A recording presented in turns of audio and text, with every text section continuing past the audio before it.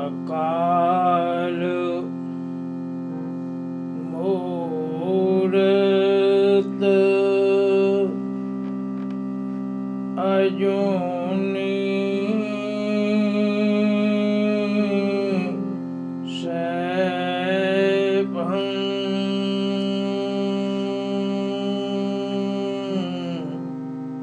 ਗੁਰ ਪ੍ਰਸਾਦ ਜਪੋ।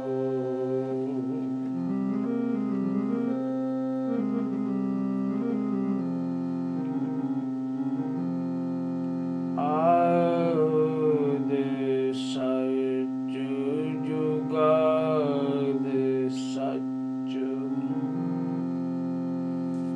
ਹੈ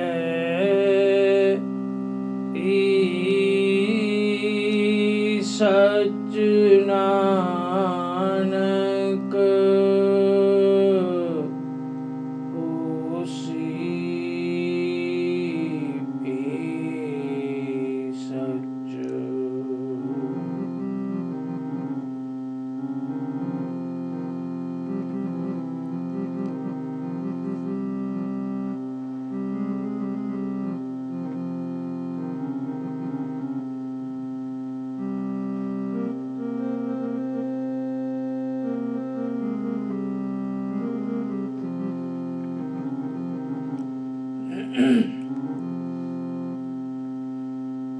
ਹਉ ਪੁੱਤ ਤੇਰਾ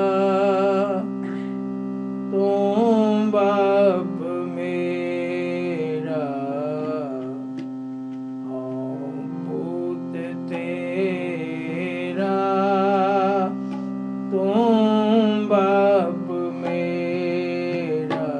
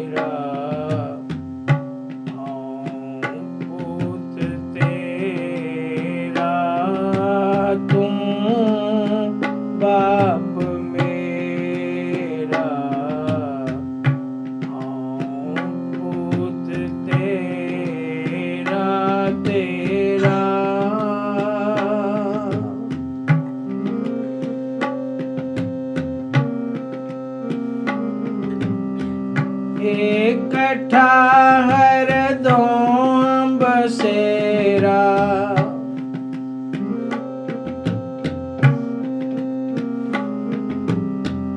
ਇਕੱਠਾ ਹਰਦਮ ਬਸੇਰਾ ਤੂੰ ਬਾਪ ਮੇਰਾ। ਹਉ ਪੁੱਤ ਤੇਰਾ ਤੂੰ ਬਾਪ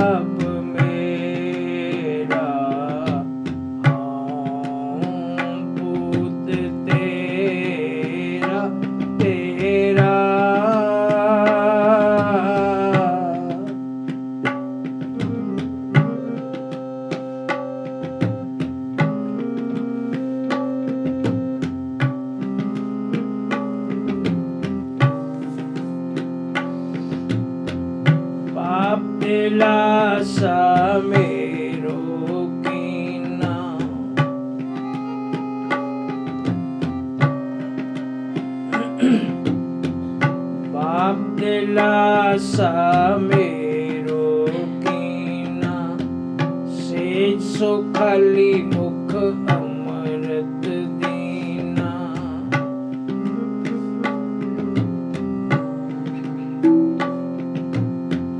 बाप दिलासा मेरो कीना, सेज सो खाली मुख अमृत दीना।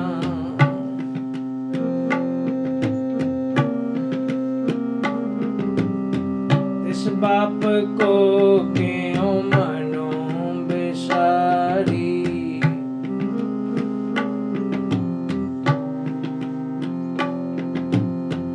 इस बाप को क्यों मनो बिसारी। आग गया न बाजी हारी, इकट्ठा हर दोहां बसेरा।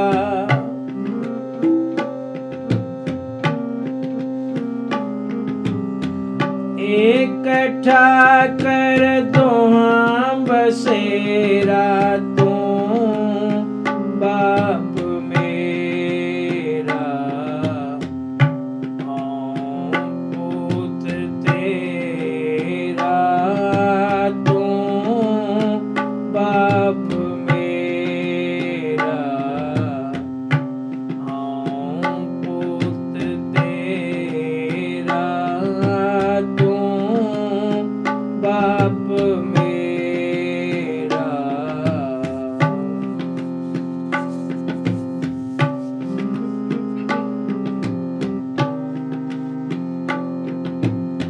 मुई मेरी माई हाँ खरा सुखाला,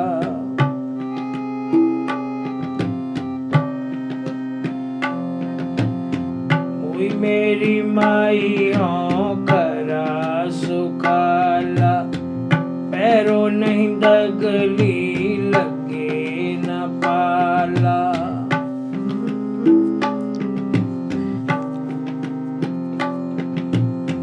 मुई मेरी माई हाँ खरा सुखाला।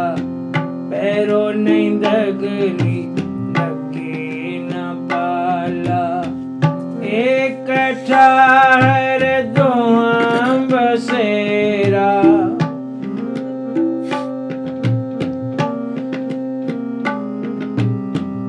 इकट्ठा हर दोहां बसेरा, तू बाप मेरा पूत तेरा। तू बाप मेरा पूत तेरा तेरा।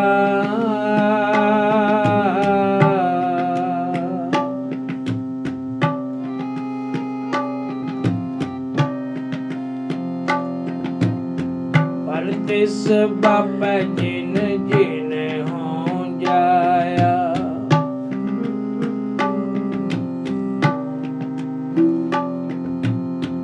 परदेस बाबा जिन हो जाया।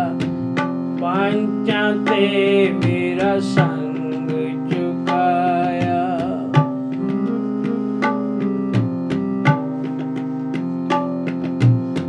पांच मार पावा तल दीने। हर सिमरन मेरा मन तन पीने, इकट्ठा हर दोहां बसेरा।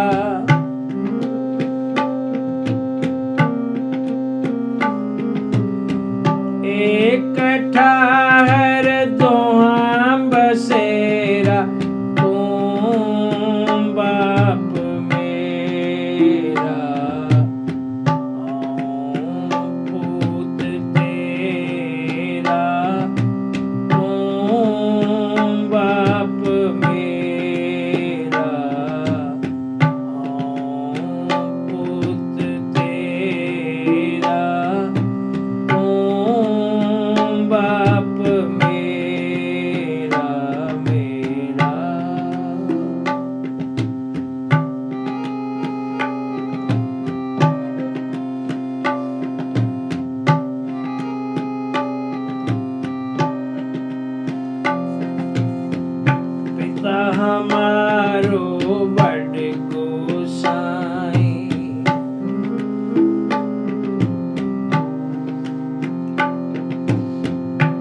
पिता हमारो बड़ गोसाई, तिस पिता पे हों क्यों कर जाई, तिस पिता पे हों क्यों कर जाई। एक ठाहर दोहां बसेरा,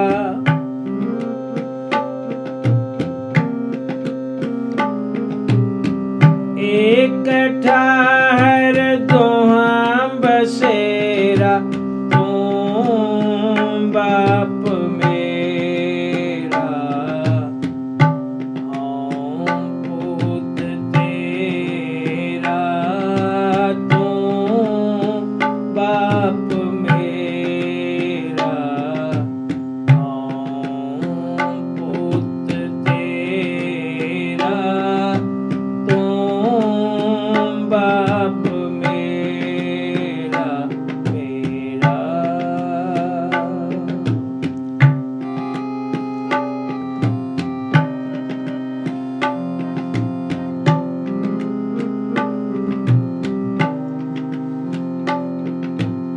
सतगुर मिले ता मार्ग दिखाया,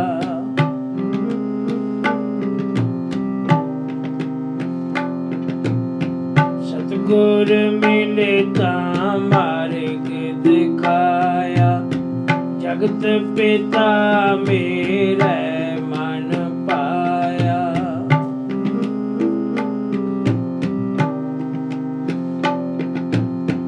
जगत पिता मेरा मन पाया। एक ठाहर दोहां बसेरा,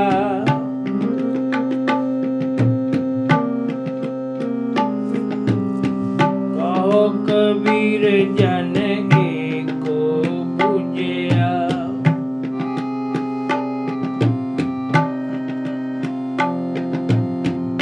कहो कबीर जन एको बुझिया, गुर प्रसाद में सब किश सुझिया, गुर प्रसाद में सब किश सुझिया। बाप दिलासा मेरो कीना,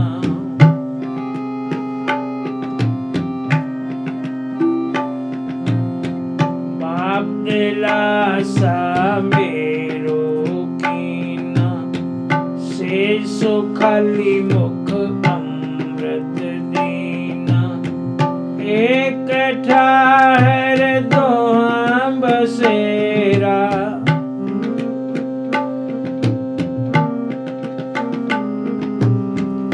एक ठाहर दोहां बसेरा, तू बाप मेरा, हूँ पूत तेरा, तू बाप मेरा, हूँ पूत तेरा, तू बाप मेरा।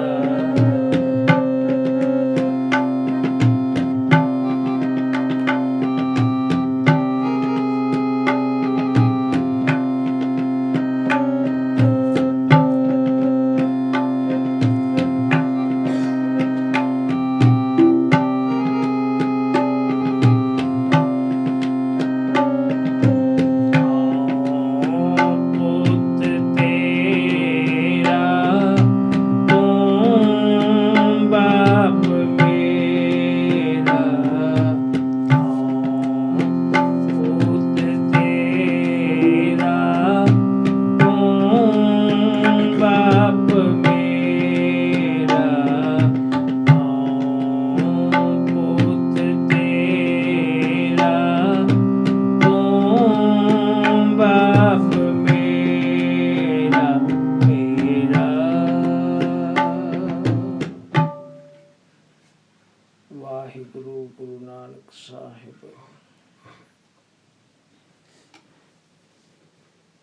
हाँ पूत तेरा, तू बाप मेरा,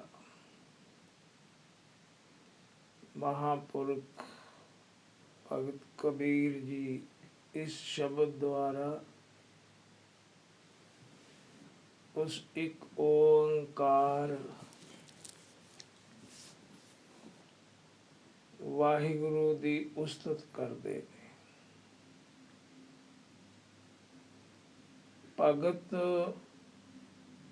प्यार दे नाल हर एक किस्म दा नाता उस वाहिगुरु दे नाल जोड़ लेंदे ने। भगत जना हर मां प्यो बेटा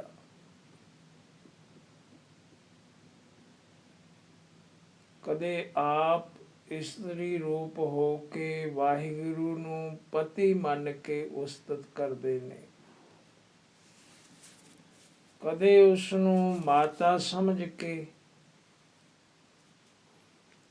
उस्तत करते ने, भगती करते ने, अपने गुनाह बख्शाउण वास्ते कदे पिता आख के बुलाउंदे ने। किते उसनूं ठाकर समझ के आप दास बन के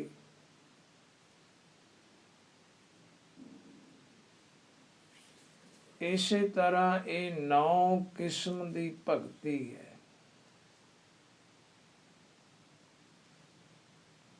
9 किस्म दी अवस्था ਦੇ ਵਿੱਚ ਪੈ ਕੇ ਉਸ ਵਾਹਿਗੁਰੂ ਨੂੰ ਕਈ ਤਰੀਕਿਆਂ ਦੇ ਨਾਲ ਉੱਚਾ ਕਰਕੇ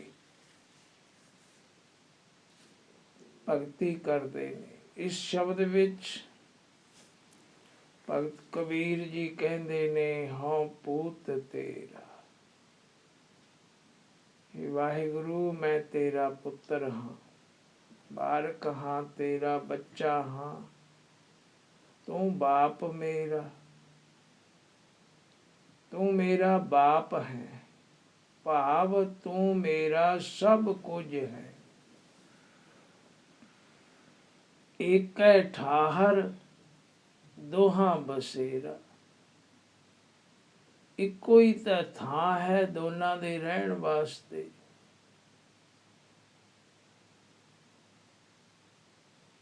वो केड़ी थां है? अपने अंदर शरीर दे हिरदा, जिथे ओ वाहिगुरु आप भी बैठा है ते भगत ने भी जाके उथे ही बैठना है। आनंद उसे कमरे विच जाके मिलना है जिथे ओ ठाकर बैठा है। दोहां दा बसेरा एक ही थां ते होना है। ਭਗਤ ਜੀ ਦਾ ਬਸੇਰਾ ਇੱਕ ਹੀ ਹਿਰਦੇ ਦੇ ਵਿੱਚ ਹੋ ਚੁੱਕਿਆ। ਤਾਂ ਕਹਿੰਦੇ ਨੇ, ਬਾਪ ਦਿਲਾਸਾ ਮੇਰੋ ਕੀਨਾ। ਉਸ ਵਾਹਿਗੁਰੂ ਬਾਪ ਨੇ ਮੇਰੇ ਸਿਰ ਤੇ ਹੱਥ ਰੱਖ ਕੇ ਮੈਨੂੰ ਦਿਲਾਸਾ ਦਿੱਤਾ ਹੈ। ਜਿਸ ਨੂੰ ਦਿਲਾਸਾ ਦੇਵੇ ਗੁਰੂ, ਗੁਰੂ ਪਿਤਾ ਸਮਾਨ ਹੁੰਦਾ ਹੈ। ਸਿਰ ਉੱਤੇ ਹੱਥ ਰੱਖੇ ਦਿਲਾਸਾ ਦੇਵੇ ਤਾਂ ਉਸ ਸੇਵਕ ਨੂੰ ਕਿਸੇ ਵੀ ਚੀਜ਼ ਦਾ ਘਾਟਾ ਨਹੀਂ। ਉਸਦੇ ਸਾਰੇ ਡਰ ਚੁੱਕੇ ਜਾਂਦੇ। ਬਾਪ ਦਿਲਾਸਾ ਮੇਰੋ ਕੀਨਾ। ਬਾਪ ਪੁੱਤਰ ਨੂੰ खुश हो के गोदी विच लैके सिर ते हथ रख के पुचकारे तां छाला मारदा फिरदा पुत्र बेड़े विच। ऐडा सुख हुंदा है बाप दा, सेज सुखाली मुख अंमृत दीना। मेरी जिहड़ी सेज है हिरदे दी वो सुखाली हो गई।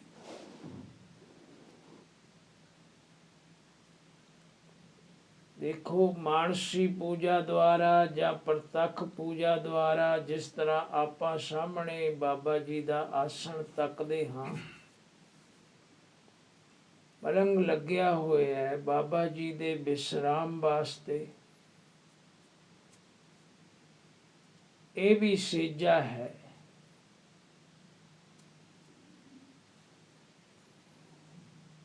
ਪਿਆਰ ਪ੍ਰੇਮ ਭਾਵਨਾ ਦੇ ਨਾਲ ਆਪਾਂ ਸਜਾਉਂਦੇ ਹਾਂ।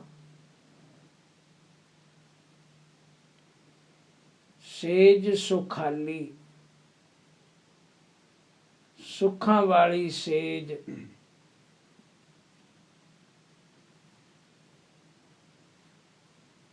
ਕੋਈ ਵੀ ਸੇਵਾ ਸੇਵਕ ਨੂੰ ਜਦੋਂ ਮਿਲਦੀ ਹੈ ਤੇ ਉਹ ਉਸ ਨੂੰ ਪੂਰਨ ਤੌਰ ਤੇ ਪ੍ਰੇਮ ਨਾਲ ਕਰਦਾ ਹੈ ਤਾਂ ਉਸ ਦਾ ਆਪਣਾ ਹਿਰਦਾ ਖੁਸ਼ ਹੋ ਜਾਂਦਾ ਹੈ।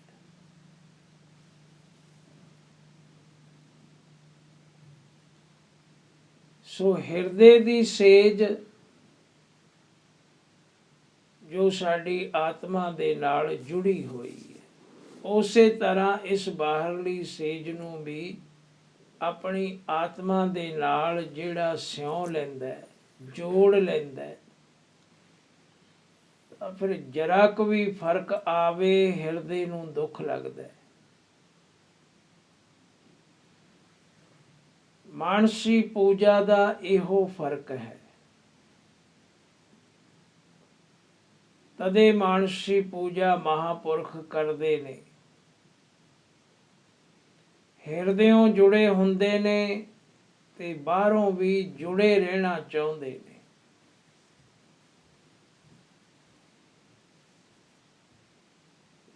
ਭੱਟੀਆਂ ਬਾਬਾ ਜੀ ਦਾ ਭੋਰਾ, ਬੇਗਮਪੁਰਾ ਭੋਰਾ ਸਾਹਿਬ ਭੱਟੀਆਂ ਨਾਨਕਸਰ ਅਸਥਾਨ ਤੇ ਗੁਰੂ ਗ੍ਰੰਥ ਸਾਹਿਬ ਸੱਚੇ ਪਾਤਸ਼ਾਹ ਦਾ ਪ੍ਰਕਾਸ਼ ਕੀਤਾ। ਭੋਰੇ ਤੋਂ ਬਾਹਰ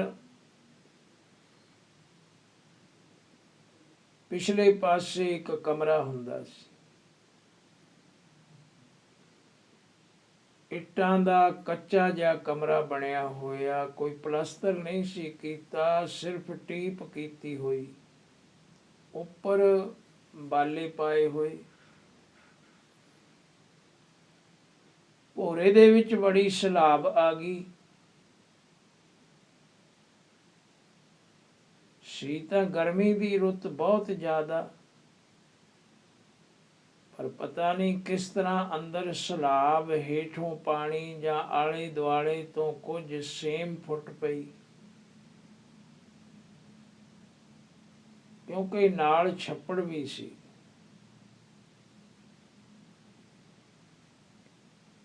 ਸੋ ਮੈਨੂੰ ਭਾਈ ਦਲੀਪ ਸਿੰਘ ਕਹਿਣ ਲੱਗਿਆ, ਹੁਣ ਕੀ ਕਰੀਏ, ਅੰਦਰ ਤਾਂ ਮੁਸ਼ਕ ਜਿਹਾ ਬੜਾ ਆਉਂਦਾ ਹੈ ਸਲਾਬ ਦਾ।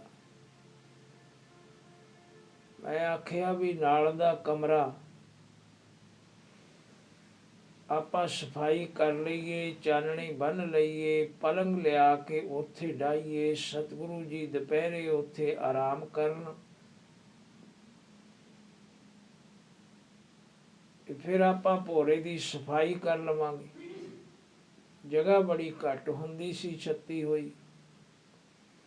ਉਹੀ ਕਮਰਾ ਆਰਾਮ ਵਾਸਤੇ ਹੁੰਦਾ ਸੀ ਸੇਵਾਦਾਰਾਂ ਦੇ। ਸੋ ਝੱਟ ਸਾਰਾ ਸਮਾਨ ਬਾਹਰ ਕੱਢਿਆ।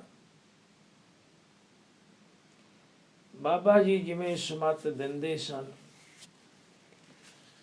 ਉਸੇ ਤਰ੍ਹਾਂ ਬਾਹਰ ਬਿਰਾਜਮਾਨ ਕਰਨ ਵਾਸਤੇ ਚਾਨਣੀ ਲਾਈ, ਪਲੰਗ ਸਜਾਇਆ, ਧੂਫ ਬੱਤੀ ਲਾਈ, ਜਿੰਨੇ ਜੋਗੇ ਸੀ। ਪਿਆਰ ਹੁੰਦਾ। ਭਾਈ ਦਲੀਪ ਸਿੰਘ ਕਹਿਣ ਲੱਗਿਆ, ਆਪਾਂ ਹੇਠਾਂ ਕੱਕਾ ਰੇਤਾ ਵਿਛਾ ਦਈਏ। ਇੱਕ ਟਰੱਕ ਬਾਹਰ ਕੋਈ ਰੇਤੇ ਦਾ ਸੁੱਟ ਕੇ ਗਿਆ, ਕੱਕੇ ਰੇਤੇ ਦਾ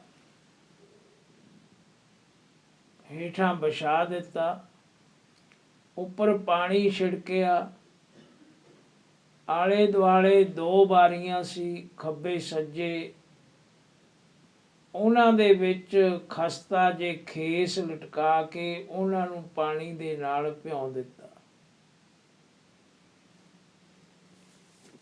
ਇਹ ਸਾਰੀ ਸਮੱਤ ਬਾਬਾ ਜੀ ਕਰਕੇ ਦਿਖਾਉਂਦੇ ਹੁੰਦੇ ਸੀ।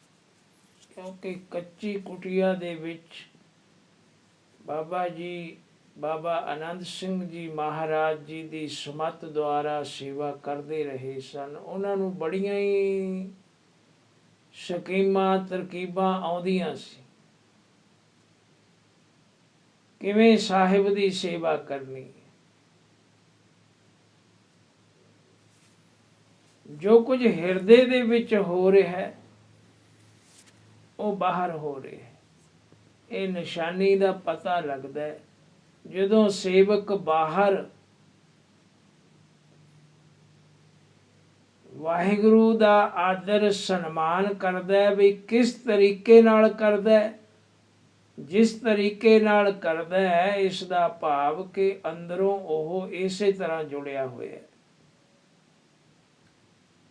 ਜੇ ਨਹੀਂ ਕਰਦਾ ਤਾਂ ਇਸ ਦਾ ਮਤਲਬ ਕਿ ਉਸ ਦਾ ਹਿਰਦਾ ਪ੍ਰਕਾਸ਼ ਨਹੀਂ, ਉਸ ਦੇ ਅੰਦਰ ਉਹ ਭਾਵਨਾ ਨਹੀਂ, ਉਹ ਭੈ ਨਹੀਂ, ਉਹ ਡਰ ਨਹੀਂ। ਜੋ ਜੁੜਿਆ ਹੋਇਆ ਹੈ ਉਹ ਉਸੇ ਤਰ੍ਹਾਂ ਕਰੇਗਾ। ਇਸਤਰੀ ਦਾ ਪਤੀ ਭਾਵੇਂ ਪਰਦੇਸ ਗਿਆ, ਪਰ ਸਭ ਕੁਝ ਉਸੇ ਤਰ੍ਹਾਂ ਕਰਦੀ ਹੈ। ਬਾਬਾ ਜੀ ਬਹੁਤ ਵਾਰੀ ਇਹ ਬਚਨ ਸੰਗਤ ਦੇ ਵਿੱਚ ਸੁਣਾਉਂਦੇ ਹੁੰਦੇ ਸੀ। ਇਸਤਰੀ ਨੂੰ ਸਭ ਪਤਾ ਹੈ ਕਿ ਮੇਰਾ ਪਤੀ ਕਿੰਨੇ ਵਜੇ ਪ੍ਰਸ਼ਾਦ ਛਕਦਾ ਹੈ, ਕਿੰਨੇ ਵਜੇ ਇਸ਼ਨਾਨ ਕਰਦਾ ਹੈ, ਕਿੰਨੇ ਵਜੇ ਦੁੱਧ ਜਲ ਜਾਂ ਚਾਹ ਛਕਦਾ ਹੈ। ਸਭ ਕਿਸੇ ਕੰਮ ਦਾ ਉਸ ਨੂੰ ਪਤਾ ਹੈ ਤੇ ਉਸੇ ਤਰ੍ਹਾਂ ਅਨੁਭਵੀ ਨਹੀਂ ਕਰਦੀ, ਪ੍ਰਤੱਖ ਕਰਦੀ ਹੈ। ਥਾਲ ਪਰੋਸਦੀ ਹੈ, ਪਹਿਲਾਂ ਵਾਹਿਗੁਰੂ ਦੇ ਅੱਗੇ ਭੋਗ ਲਵਾਉਂਦੀ ਹੈ, ਫਿਰ ਉਸ ਦੇ ਪਲੰਗ ਦੇ ਕੋਲ ਰੱਖਦੀ ਹੈ, ਅੱਖਾਂ ਮੀਟ ਧਿਆਨ ਧਰ ਕੇ ਛਕਾਉਂਦੀ ਹੈ। ਬਸ ਇੱਥੋਂ ਪਤਾ ਹੀ ਲੱਗਦਾ ਹੈ ਕਿ ਇਸਤਰੀ ਦਾ ਆਪਣੇ ਪਤੀ ਨਾਲ ਕਿੰਨਾ ਪਿਆਰ ਹੈ। ਸੈਨ ਕਰਨ ਤੱਕ ਰਾਤ ਨੂੰ ਸਾਰੇ ਕਰਮ ਕਰਦੀ ਹੈ, ਕਿਉਂਕਿ ਮਨ ਜੁੜਿਆ ਹੈ ਤੇ ਜੁੜਿਆ ਹੀ ਰਹਿਣਾ ਚਾਹੁੰਦੀ ਹੈ। ਪਿਆਰ ਹੈ ਨਾ। ਇਸੇ ਤਰ੍ਹਾਂ ਭਗਤ ਕਦੇ ਟੁੱਟਣਾ ਨਹੀਂ ਚਾਹੁੰਦੇ। ਜੇ ਅੰਦਰ ਪ੍ਰਕਾਸ਼ ਹੈ, ਅੰਦਰੋਂ ਆਨੰਦ ਮਿਲਦਾ ਹੈ, ਤਾਂ ਬਾਹਰ ਵੀ ਜੁੜੇ ਰਹਿਣਾ ਚਾਹੁੰਦੇ ਨੇ। ਤੇ ਫਿਰ ਇੱਕ ਵੱਡਾ ਪਰ ਉਪਕਾਰ ਵੀ ਹੈ। ਬਾਬਾ ਜੀ ਕਹਿੰਦੇ ਹੁੰਦੇ ਸੀ ਵੀ ਜੇ ਬਾਹਰ ਕਰਾਂਗੇ ਤਾਂ ਸੇਵਕ ਵੀ ਜੁੜੇਗਾ, ਸੰਗਤ ਵੀ ਜੁੜੇਗੀ, ਹੱਥੀਂ ਸੇਵਾ ਕਰੇਗੀ। ਵੀ ਆ ਫਰਸ਼ ਧੋਵੋ, ਵਿਛਾਈਆਂ ਕਰੋ, ਪਲੰਗ ਲਿਆਓ, ਇਹ ਸਾਰਾ ਕੁਝ ਭੋਗ ਲਵਾਉਣਾ, ਬਰਤਨ ਸਾਫ਼ ਕਰਨੇ, ਤਿਆਰ ਕਰਨਾ ਭੋਜਨ, ਇਹ ਸਾਰੀ ਸੇਵਾ ਇੱਕ ਪਰ ਉਪਕਾਰ ਹੈ। ਸਾਡੇ ਹੱਥ ਸਫਲੇ ਹੁੰਦੇ। ਮੰਨ ਲਿਆ ਕਿ ਉਹ ਨਿਰਾਕਾਰ ਹੈ, ਉਸ ਦਾ ਰੂਪ ਰੇਖ ਰੰਗ ਕੁਝ ਨਹੀਂ, ਨਾ ਉਸ ਨੂੰ ਭੁੱਖ ਲੱਗਦੀ ਹੈ, ਨਾ ਉਸ ਨੂੰ ਠੰਡ ਲੱਗਦੀ ਹੈ, ਨਾ ਉਸ ਨੂੰ ਗਰਮੀ ਲੱਗਦੀ ਹੈ। ਪਰ ਇੱਕ ਪਿਆਰ ਹੈ ਜਿਸ ਤੋਂ ਭਗਤ ਟੁੱਟਣਾ ਨਹੀਂ ਚਾਹੁੰਦਾ।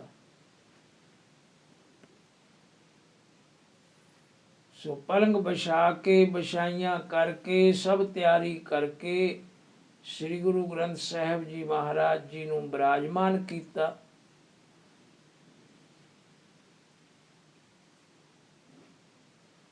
ਸਾਰਾ ਦੁਪਹਿਰਾ ਭਾਈ ਦਲੀਪ ਸਿੰਘ ਮੇਰੇ ਨਾਲ ਅਸੀਂ ਪਾਣੀ ਛਿੜਕਦੇ ਰਹੇ, ਆਲੇ ਦੁਆਲੇ ਖੇਸਾਂ ਉੱਪਰ ਵੀ, ਰੇਤੇ ਦੇ ਉੱਪਰ ਵੀ, ਤੇ ਖਿੱਚਣ ਵਾਲਾ ਪੱਖਾ ਲਾਇਆ ਫਟਾਫਟ ਅੰਦਰੋਂ ਲਾ ਕੇ।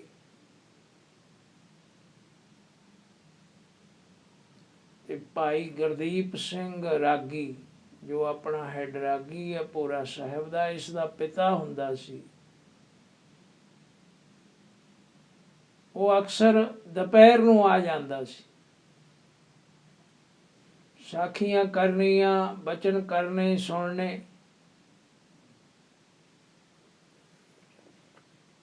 ਤੇ ਉਸ ਨੂੰ ਪੱਖਾ ਫੜਾ ਦਿੱਤਾ। ਉਸਨੇ ਬੜੇ ਪ੍ਰੇਮ ਨਾਲ ਸਾਰਾ ਦੁਪਹਿਰਾ ਸੇਵਾ ਕੀਤੀ। ਬਸ ਇਹੀ ਕਲਿਆਣ ਪ੍ਰਾਪਤ ਕਰਨ ਦਾ ਤਰੀਕਾ ਹੈ। ਹੋਰ ਉਹ ਕੋਈ ਨਾਮ ਤਾਂ ਜਪਦਾ ਨਹੀਂ ਸੀ। ਕਈ ਵਾਰੀ ਰੋ ਪੈਂਦਾ ਸੀ, ਮੈਂ ਚੰਗਾ ਕੰਮ ਕੋਈ ਨਹੀਂ ਕੀਤਾ। ਸਾਰੀ ਉਮਰ ਨਾਮ ਨਹੀਂ ਜਪਿਆ, ਸਤਸੰਗਤ ਨਹੀਂ ਕੀਤੀ, ਧੰਦਿਆਂ ਦੇ ਵਿੱਚ ਹੀ ਫਸਿਆ ਰਿਹਾ। ਮਹਾਂਪੁਰਖੋ, ਆਹ ਜਿਹੜੀ ਸੇਵਾ ਤੁਸੀਂ ਕੁੱਟ ਕੇ ਖੀਰ ਖਵਾਉਂਦੇ ਹੋ ਨਾ, ਬਸ ਇਹਦੇ ਵਿੱਚ ਮੇਰਾ ਕਲਿਆਣ ਹੈ।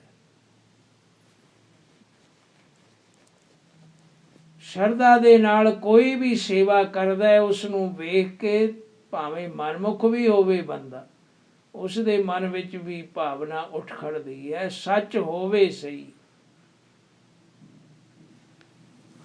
ਸੋ ਸਾਰਾ ਦੁਪਹਿਰਾ ਸੇਵਾ ਕਰਦੇ ਰਹੇ। 5 ਵਜੇ ਇਸ਼ਨਾਨ ਪਾਣੀ ਕਰਕੇ ਜਿਸ ਵੇਲੇ ਪ੍ਰਕਾਸ਼ ਕਰਨ ਲੱਗੇ ਤੇ ਦਲੀਪ ਸਿੰਘ ਕਹਿਣ ਲੱਗਿਆ, ਅੱਜ ਤਾੜਨਾ ਬੜੀ ਹੋਵੇਗੀ। ਅੰਦਰ ਡਰ ਹੈ, ਭੈ ਹੈ, ਕਿਉਂਕਿ ਪਿਆਰ ਹੈ ਗੁਰੂ ਗ੍ਰੰਥ ਸਾਹਿਬ ਸੱਚੇ ਪਾਤਸ਼ਾਹ ਦੇ ਨਾਲ। ਬਾਪ ਹੈ ਉਹ ਸਾਡਾ, ਤਿਸ ਬਾਪ ਕੋ ਕਿਉਂ ਮਨੋ ਵਿਸਾਰੀ। ਕਿਵੇਂ ਵਿਸਾਰੀਏ ਉਸ ਬਾਪ ਨੂੰ ਆਪਣੇ ਮਨ ਤੋਂ?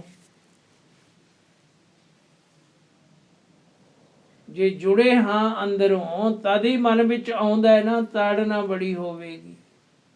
ਨਹੀਂ ਤਾਂ ਹੁਕਮਨਾਮੇ ਆਪਾਂ ਲੈਂਦੇ ਹੀ ਹੈ, ਸਾਰੀ ਦੁਨੀਆ ਲੈਂਦੀ ਹੈ।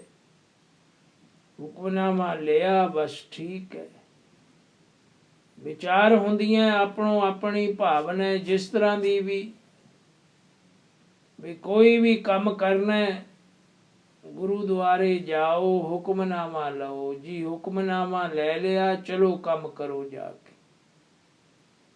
ਕੰਮ ਵਿੱਚ ਬਰਕਤ ਨਾ ਪਈ, ਨਾ ਸਰਿਆ, ਤਾਂ ਆਪੇ ਹੀ ਵਿਚਾਰ ਉੱਠ ਖੜਦੀ ਹੈ ਵੀ ਗੁਰੂਦੁਆਰੇ ਵੀ ਗਏ, ਦੇਗ ਵੀ ਕਰਾਈ, ਹੁਕਮਨਾਮਾ ਵੀ ਲਿਆ, ਕੰਮ ਫੇਰ ਵੀ ਠੀਕ ਨਾ ਹੋਇਆ। ਇਹ ਕੀ ਗੱਲ? ਬਾਬਾ ਜੀ ਕਹਿੰਦੇ ਹੁੰਦੇ ਸੀ ਵੀ ਹੁਕਮਨਾਮਾ ਤਾਂ ਲੈ ਲਿਆ, ਪਰ ਉਸ ਦੇ ਹੁਕਮ ਨੂੰ ਸਮਝਿਆ ਵੀ ਹੈ ਕਿ ਬਸ ਆਪਣਾ ਹੰਕਾਰ ਹੈ, ਇੱਕ ਆਪਣਾ ਆਵਰਨ ਹੈ ਜਿਹੜਾ ਬੰਦਾ ਖੜਾ ਰੱਖਣਾ ਚਾਹੁੰਦਾ ਹੈ। ਇੱਕ ਹੁਕਮਨਾਮਾ ਸੁਣਨ ਨੂੰ, ਹੁਕਮਨਾਮਾ ਪ੍ਰਾਪਤ ਕਰਨ ਨੂੰ ਵੀ ਵੱਡਾ ਹੰਕਾਰ ਹੈ ਅੰਦਰ। ਦਿਖਾਵਾ ਹੈ ਕਿ ਮੈਂ ਗੁਰਦੁਆਰੇ ਗਿਆ, ਹੁਕਮਨਾਮਾ ਲਿਆ ਤਾਂ ਕੰਮ ਕੀਤਾ, ਐਵੇਂ ਮੈਂ ਕੰਮ ਨਹੀਂ ਕਰਦਾ। ਪਰ ਕੰਮ ਵਿੱਚ ਬਰਕਤ ਨਾ ਪਈ ਤਾਂ ਫਿਰ ਦੂਜੇ ਪਾਸੇ ਨੂੰ ਢੁੱਚਰ। ਲਓ ਜੀ, ਗੁਰਦੁਆਰੇ ਵੀ ਗਏ, ਹੁਕਮਨਾਮਾ ਵੀ ਲਿਆ, ਕੰਮ ਤਾਂ ਵੀ ਨਹੀਂ ਬਣਿਆ। ਕਾਹਦਾ ਹੁਕਮਨਾਮਾ ਲਿਆ? ਕਾਹਦੀ ਅਰਦਾਸ ਕੀਤੀ? ਪਰ ਜੇ ਇਸ ਹੁਕਮ ਦੀ, ਜੋ ਵਾਹਿਗੁਰੂ ਤੋਂ ਬਾਪ ਨੇ ਜੋ ਕੁਝ ਆਖਿਆ ਹੈ, ਉਸ ਦੀ ਵਿਚਾਰ ਵੀ ਕਰ। ਬਈ ਸਮਝਾਉਂਦੇ ਨੇ ਬਾਣੀ ਦੁਆਰਾ, ਕੀ ਸਮਤ ਦਿੰਦੇ ਨੇ, ਕਿਵੇਂ ਕੰਮ ਕਰਨਾ ਹੈ ਜਾਂ ਅੱਜ ਨਹੀਂ ਕਰਨਾ। ਕਈ ਵਾਰੀ ਰੋਕਦੇ ਵੀ ਨੇ। ਤਦ ਹੀ ਤੂੰ ਗੁਰੂ ਗ੍ਰੰਥ ਸਾਹਿਬ ਸੱਚੇ ਪਾਤਸ਼ਾਹ ਨਾਲ ਜੁੜਿਆ ਜਾਣਿਆ ਜਾਏਗਾ, ਜੇ ਉਸ ਦੇ ਹੁਕਮ ਨੂੰ ਪਛਾਣੇਗਾ। ਹੁਕਮ ਮੰਨੇ ਹੋਵੇ ਪ੍ਰਵਾਨ। ਜੇ ਮੰਨਿਆ ਹੁਕਮ ਤਾਂ ਪ੍ਰਵਾਨ ਹੋਵੇਗਾ, ਜੇ ਹੁਕਮ ਮੰਨਿਆ ਨਹੀਂ, ਸਿਰਫ ਸੁਣਿਆ ਹੀ ਹੈ। ਜੇ ਸੁਣਿਆ ਤਾਂ ਮੰਨ, ਜੇ ਮੰਨਿਆ ਤਾਂ ਫਿਰ ਕਰ, ਉਸ ਤੇ ਅਭਿਆਸ ਕਰ, ਉਸੇ ਤਰ੍ਹਾਂ ਕਰ। ਸੋ ਹੁਕਮਨਾਮਾ ਜਿਸ ਵੇਲੇ ਪ੍ਰਕਾਸ਼ ਦਾ ਆਇਆ, ਹੱਥ ਜੋੜ ਕੇ ਖੜੇ ਸੀ। ਅੰਦਰ ਕੰਬ ਰਿਹਾ ਸੀ ਵੀ ਕੋਈ ਬੇਅਦਬੀ ਨਾ ਹੋ ਗਈ ਹੋਵੇ। ਪਰ ਹੁਕਮਨਾਮਾ ਆਇਆ, ਜਾ ਕੋ ਹਰ ਰੰਗ ਲਾਗੋ ਇਸ ਯੁਗ ਮੈਂ, ਸੋ ਕਹੀਏ ਹੈ ਸੂਰਾ। ਬੜਾ ਖੁਸ਼ੀ ਦਾ ਹੁਕਮਨਾਮਾ। ਭਾਈ ਦਲੀਪ ਸਿੰਘ ਮੱਥਾ ਟੇਕ ਕੇ ਹੱਸ ਪਿਆ, ਖੁਸ਼ ਹੋ ਗਿਆ। ਖੁਸ਼ੀ ਦੇ ਵਿੱਚ ਕਈ ਵਾਰੀ ਰੋਇਆ ਵੀ। ਅੰਦਰੋਂ ਜੁੜਿਆ ਨਾ, ਅੰਦਰੋਂ ਜਿਹੜਾ ਜੁੜਿਆ ਉਹ ਬਾਹਰ ਵੀ ਉਸੇ ਤਰ੍ਹਾਂ ਕਰਦਾ ਹੈ। ਸੋ ਸੇਜ ਸੁਖਾਲੀ, ਸਾਡੇ ਹਿਰਦਾ ਰੂਪੀ ਸੇਜ ਸੁਖਾਲੀ ਤਦ ਹੀ ਬਣਦੀ ਹੈ ਜੇ ਅਸੀਂ ਬਾਹਰੋਂ ਵੀ ਸੇਵਾ ਕਰਾਂਗੇ। ਤਾਂ ਅੰਦਰ ਦੀ ਸੇਜਾ ਵੀ ਸੁਖਾਲੀ ਹੋਵੇਗੀ। ਮੁਖ ਅੰਮ੍ਰਿਤ ਦੇਣਾ, ਤੇ ਮੁਖ ਦੇ ਵਿੱਚ ਫਿਰ ਅੰਮ੍ਰਿਤ ਆਵੇਗਾ। ਵਾਹਿਗੁਰੂ ਅੰਮ੍ਰਿਤ ਬਖਸ਼ੇਗਾ। ਤਿਸ ਬਾਪ ਕੋ ਕਿਉ ਮਨੋ ਬਿਸਾਰੀ, ਆਗੇ ਗਿਆ ਨ ਬਾਜੀ ਹਾਰੀ। ਮੂਈ ਮੇਰੀ ਮਾਈ ਹੋਂ ਖਰਾ ਸੁਖਾਲਾ। ਆ ਜਿਹੜੀ ਭਰਮ ਦੀ ਜਾਲੀ ਸੀ ਨਾ, ਮਾਇਆ ਭਰਮ ਪਾਉਣ ਵਾਲੀ, ਉਹ ਬੁੱਧੀ ਉਹ ਖਤਮ ਹੋ ਗਈ।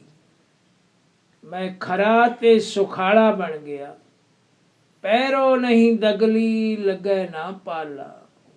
ਹੁਣ ਮੈਨੂੰ ਸਵਾਟਰ ਕੋਟ ਪਾਉਣ ਦੀ ਲੋੜ ਨਹੀਂ, ਕਿਉਂਕਿ ਪਾਲਾ ਹੀ ਨਹੀਂ ਲੱਗਦਾ। ਬਾਪ ਦਾ ਨਿੱਘ ਹੈ ਨਾ, ਪਹਿਰੋ ਨਹੀਂ ਦਗਲੀ। ਕੰਮ ਧੰਦਿਆਂ ਰੂਪੀ ਦਗਲੀ ਹੁਣ ਮੈਂ ਨਹੀਂ ਪਾਉਂਦਾ, ਕਿਉਂਕਿ ਮੈਨੂੰ ਕੋਈ ਹੁਣ ਪਾਪ ਲੱਗਦਾ ਹੀ ਨਹੀਂ। ਬਾਪ ਦੀ ਗੋਦ ਵਿੱਚ ਬੈਠਾ ਹਾਂ ਨਾ, ਪਾਪ ਹੋਵੇਗਾ ਨਹੀਂ ਤਾਂ ਲੱਗੇਗਾ ਕਿਵੇਂ। ਬਲ ਤਿਸ ਬਾਪੈ ਜਿਨ ਹੋਂ ਜਾਇਆ। ਮੈਂ ਬਲਿਹਾਰ ਜਾਂਦਾ ਹਾਂ ਉਸ ਮਾਤਾ ਪਿਤਾ ਦੀ ਜਿਸਨੇ ਮੈਨੂੰ ਪੈਦਾ ਕੀਤਾ। ਉਸ ਵਾਹਿਗੁਰੂ ਨੇ ਪੰਚਾਂ ਤੇ ਮੇਰਾ ਸੰਗ ਚੁਕਾਇਆ। ਆ ਪੰਜ ਜਿਹੜੇ ਵੈਰੀ ਸੀ, ਇਹਨਾਂ ਤੋਂ ਮੇਰਾ ਸੰਗ ਚੁਕਾ ਦਿੱਤਾ। ਇਹ ਜੂਆਬਾਜੀ ਵਾਲੇ ਦੋਸਤ ਖਤਮ ਹੋ ਗਏ। ਪੰਚ ਮਾਰ ਪਾਵਾਂ ਤਲ ਦੀਨੇ, ਇਸ ਤਰੀਕੇ ਨਾਲ ਵਸ ਕਰ ਦਿੱਤੇ ਕਿ ਉਹਨਾਂ ਨੂੰ ਮਾਰ ਕੁੱਟ ਬੰਦਲਾ ਕੇ ਮੇਰੇ ਪੈਰਾਂ ਦੇ ਥੱਲੇ ਕਰ ਦਿੱਤੇ, ਬਈ ਦੱਬੀ ਰੱਖ ਇਹਨਾਂ ਨੂੰ। ਪੰਚ ਮਾਰ ਪਾਵਾਂ ਤਲ ਦੀਨੇ, ਹਰ ਸਿਮਰਨ ਮੇਰਾ ਮਨ ਤਨ ਪੀਨੇ। ਹੁਣ ਮੇਰਾ ਮਨ ਭਿੱਜ ਗਿਆ ਸਿਮਰਨ ਦੇ ਨਾਲ। ਜਿੰਨਾ ਚਿਰ ਭਿੱਜਦਾ ਨਹੀਂ ਉਹਨਾਂ ਚਿਰ ਇਸ਼ਨਾਨ ਨਹੀਂ ਹੁੰਦਾ। ਮਨ ਤੇ ਤਨ ਭਿੱਜ ਜਾਵੇ।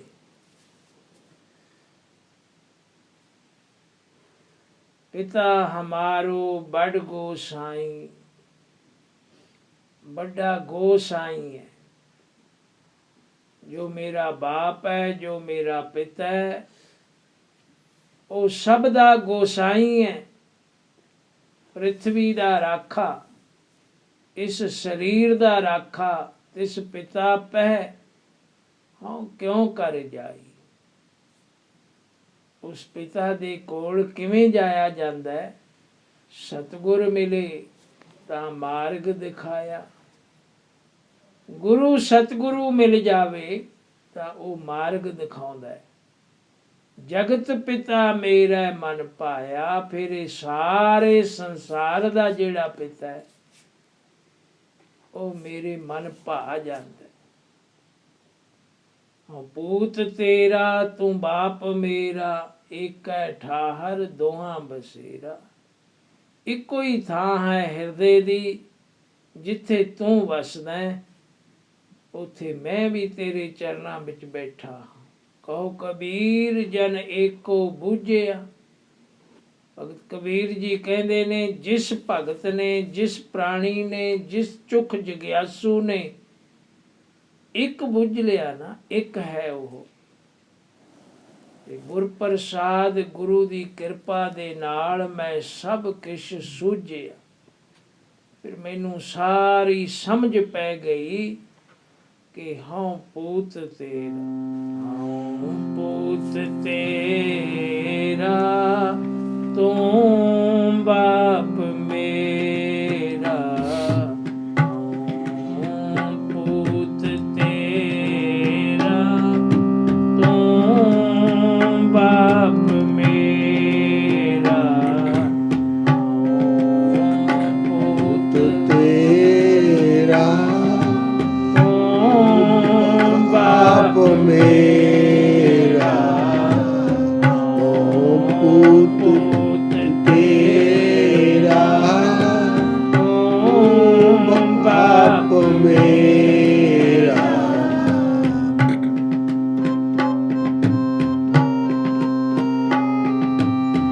ਇਕੱਠਾ ਹਰ ਦੋਹਾਂ ਬਸੇਰਾ, ਬਸੇਰਾ ਇਕੱਠਾ ਹਰ ਦੋਹਾਂ ਬਸੇਰਾ, ਇਕੱਠਾ ਦੋਹਾਂ ਬਸੇਰਾ, ਤੂੰ ਬਾਪ ਮੇਰਾ, ਪੁੱਤ ਤੇਰਾ, ਤੂੰ ਬਾਪ ਮੇਰਾ, ਪੁੱਤ ਤੇਰਾ, ਤੂੰ ਬਾਪ ਮੇਰਾ।